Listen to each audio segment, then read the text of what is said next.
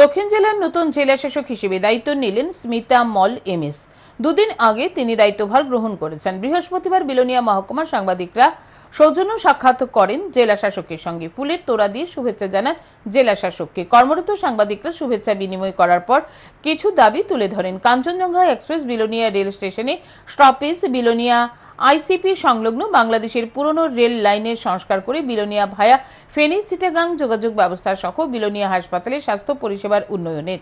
উপস্থিত ছিলেন সাংবাদিক স্বপন কুমার দাস, সমীর দেবনাথ, সুমন নাগ, প্রতাপ দেববর্মা, হারাধন পাল, সুমন দত্তগুপ্ত, প্রতাপ দাস, রূপক দে।